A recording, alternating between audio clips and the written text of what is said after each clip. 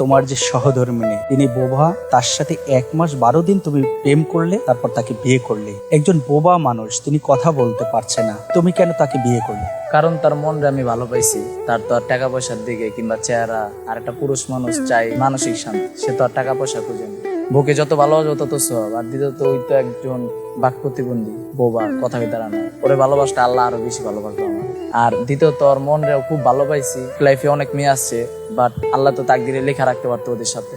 ওর সাথে আমার হয় নাই, আল্লাহর সাথে আমার রুহ জগতের সাথে হয়তো মিলিত আসলে হয়ে গেছে। তোমাদের প্রেমের যে গল্পটা, সেটা কোন জায়গা থেকে শুরু হলো? ফেসবুক থেকে। 1 সপ্তাহের ভিতরে ওর মানে এতটা মায়া জন্ম হয়ে গেছে আমার ভিতরে, এটা বলার বাইরে হয়ে গেছে, যে আমার অবিশ্বাস্য যে অল্প সময়ের ভিতরে ওর কিভাবে এত মায়া জন্ম হয়ে গেল। 4-5 দিনের ভিতরে ওর প্রতি আমার আমার একটা টার্গেট ছিল যে ওর লোকেশনটা পাবো আর ওরে বিয়ে করাবো। তো আর আম্মুর সাথে আমার পরিচয় করে দিল। ওর আম্মু থাকে কাতারে।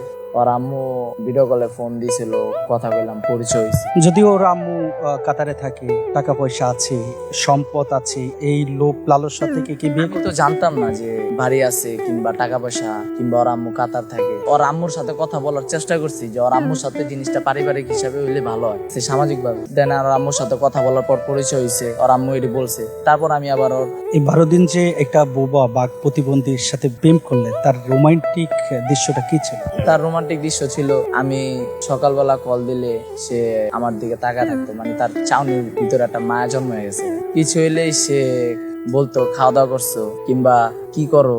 বা সে তো কথা বলতে পারে না, তুমি কেমনে বুঝতা যে খাওয়া দাওয়া করছো, কি করো, কইতে গাইছো, কাম করছো? তাও এই জিজ্ঞাসা করতো। আমি কইছি আমি একটা পুরুষ মানুষ, ছোট থেকে দেখলাম যে ওই আমার প্রতি অনেকটাই কেয়ারিং।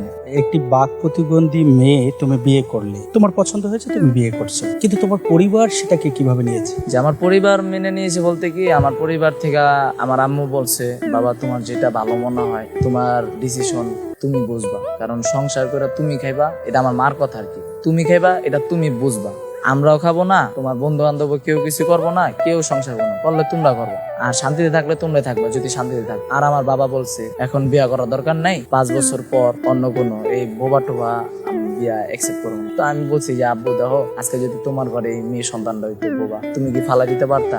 আরো এখন সমাজের থেকে মনে করেন সম্মান পাইবো না। আর দ্বিতীয়ত আমার বিয়া করার পর থেকে আমি এক জায়গায় গেলে ও আমার দ্বারা সম্মান। তা আমি চিন্তা করছি যে ওরে যদি আমি ভালোবাসতে পারি, ওরে যদি আমি আগলা রাখতে পারি, আমার লাইফ ফিউচার এই পর্যন্তই, আমার ওর কাছে আর কিছু চাওয়া নেই। আমি আমার শাশুড়িকে বলি, অনেক ছেলেরা, অনেক বাইরে প্রতিবেশীরা বলে এ মেরে বিয়া করছিস, তো শাশুড়ি কি দিছে, কত লাখ টাকা দিছে, কত কি করব, এটা ওইটা। আমি আমার শাশুড়িরে পর কই আগে কই যে দেখেন, আপনার কাছে আমি যেটা চাইছি, আল্লাহর কাছে আমি যেটা চাইছি, ওটা আমি পেয়ে গেছি। তবে আপনার যদি খুশি হয়, কিছু দিতে মনে চায়, আমি কিছু চাই না আপনার কাছে, আর আমার কোনো চাওয়া পাওয়া কিচ্ছু নাই। এটা হইছে পুরা ডিস্টেন্স বাইরে বার, মানে এর প্রতি আমার কোনো ইয়া নাই। ওরে পাইছে এইটুকুই, আমার পৃথিবীর কাছে এটাই সেরা, আর কিচ্ছু চাই না। ওর কাছ থেকে তোমার পাওয়া শ্রেষ্ঠ উপহার কি ছিল? প্রথম অবস্থায় যখন আর কি হাত ধরছিলাম, আর কিছু না। তোমার ভিতরে যে আবেগটা এখন কাজ করছে, সেই আবেগটা কোন পর্যন্ত কাজ করবে, কতদিন পর্যন্ত কাজ করবে? আমি যতদিন আল্লাহ আমার বাঁচায় রাখছে, হায়াত মতের কথা তো আর পাওয়া যায় না, আমার শেষ নিঃশ্বাস আগ পর্যন্ত ওর প্রতি থাকবে। একটা বাঘ প্রতিবন্ধী মেয়ে তোমাকে এমন কি জাদু দিয়েছে যে জাদুতে তুমি একদম পাগল হয়ে গেলে? জাদু কিছু না, মায়া হয়েছে সবচেয়ে বড় জিনিস। তার মায়া ছিল, সে একজন প্রতিবন্ধী কিংবা সে বোবা মানুষ, তারও যদি আমি কষ্ট দিই কিংবা আমার কারণে তার যদি 1 ফোঁটা রক্ত কিংবা চোখের 1 ফোঁটা পানি পড়ে, আমি সারা জীবনের লেগে ধ্বংস হয়ে যাই। কারণ আমরা কথা বলতে পারি স্বাভাবিক, আমরা একটা কথা আল্লাহর কাছে বললে কবুল করবে, অনেক সময় আল্লাহ কবুল করবে না। ও যদি মন থেকে কষ্টটা পাইলে ওই পুরা চোখের পানি যদি আমার লেগে ফালায়, তাহলে আমি মনে করি সারা জীবনের লেগে। আমি চিন্তা করছি সবার ঠকালে ওর ঠকান জীবন, কারণ ওই সে অন্যরকম। ওরে ভালোবাসলে আল্লাহর কাছে সবার কাছে ভালো কথা পাবো। ওরে বিয়া করছি, এটাই আমার কাছে অনেক। ও যেটা বুঝাতে চায় তোমাকে, সেটা কি তুমি বুঝতে পারো? হ্যাঁ, আস্তে আস্তে। আমার জীবনে কোনো ভুয়া কারোর সাথে কথা বললে অভ্যাস নেই, তারপরও আল্লাহ দিলে 5 মাস হয়ে গেছে, মোটামুটি কমফোর্টেবল হইতেছে। এই বোবা মেয়েটি বিয়ে করলে 5 মাস হয়েছে। 5 মাসের ভিতরে এই মেয়েটা তুমি যেটা চাচ্ছ সেটা কি দিতে পারছে? অবশ্যই, যা চাচ্ছি। আমি নেলে জিজ্ঞেস করি, বিয়া করার পর তুমি যা চাইছো এটা কিনা দেয়, আমি কিনা দিছি না, তুমি যেটা কিনা সবকিছু পাইছো? ভালোবাসো? কতটুকু ভালোবাসো? অনেক ভালোবাসা না। ওর বয়স কত? ওর বয়স 18। এই মেয়েটির হাত সারা জীবন কি ধরে রাখতে পারবে তুমি? আল্লাহ যদি আমার ওই যে বললাম তো শেষ নিঃশ্বাস যতটুকু পর্যন্ত থাকবো ওর হাত আমি ধরে রাখছি। একটা পুরুষ মানুষ একটা নারীর কাছে তার মানসিক শান্তিটা চায়, যতটুকু আমি বুঝি। সেই মানসিক শান্তিটা কি তার কাছ থেকে তুমি পাবে বা সে কি দিতে পারবে তোমার মনে হয়? আমি পাচ্ছি বিদেই তো আমি ওর কাছে থাকছি, নাহলে তো হয়তো বা এতদিন সম্ভব না।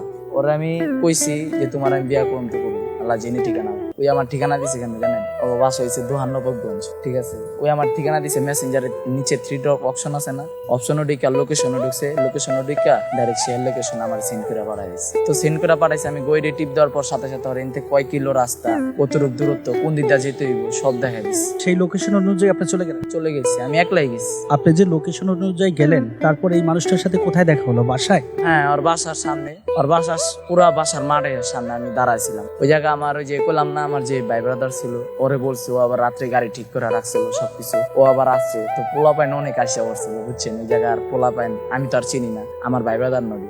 আমি ভাবছি হয়তো আমার লেগে নাকি, আমি আবার মনে করেন ওগুলো ভয় পাই না পাই, আমি আবার নিজের সাহস অনুযায়ী আমি দাঁড়ায় আছি। কি বুঝবো দেখুন, হয় আজকে মায়ের খাই যাবো, আর নাহলে আমি শেষ মনে হলে জিরে যাবো। ওর ফ্যামিলি নাকি সব জানতো। আর আম্মু একটা কথাই বলছিল, বাবা তোমার তাকদিরে যদি আল্লাহ লিখা রাখে তাহলে হইব। কিন্তু আর আম্মু জীবন আমার ঠিকানা কয়নি যে ওকে বাসা কোন জায়গায়। আপনার স্ত্রী নামাজ পড়ে? জি, নামাজ পড়ে। ধরেন ও তো আর পারে না নামাজ পড়তে, না আপনি যেমনি যেমনি করবেন অমনি করবো। ধরেন আপনি সূরা বলতেছেন, ও তো আর সূরা কি এটা তো আর জানেও না, পড়তেও পারে না। ও এমনি এরকম করে আবা আবা এরকম করে ফালি, মানে ও নিজে নিজে ওই যে দেয় মুখ লড়ে, ও মুখ লড়ায়, ও দেহে এরকম রুকু দেয়, ও রুকু দেয়। আমার আম্মু যখন নামাজ পড়বো ওরে কইবো উজু করো, ওই যে আজান দিতাস করেন। আমি আমার মারে সবসময় জিজ্ঞাসা করি, মা তুমি করে নিয়ে কি কোনো নার্ভাস ফিল হয়? না, আমার নার্ভাস ফিল হয়তো আমার একটু কষ্ট হয় কি ওর একটু কথাটা বুঝায় বলা। আর আমার আব্বু তো মনে করেন বিয়ার পর একটু অন্যরকম কথাবার্তা, দূরত্ব হয়ে গেছে, বাট এক লগেই থাকি আমরা। কি স্বপ্ন দেখে এই মানুষটাকে নিয়ে? সারা জীবন একসাথে থাকুন, ডাল ভাত খামো, আল্লাহ জানি একবারে নিম্ন স্থানে না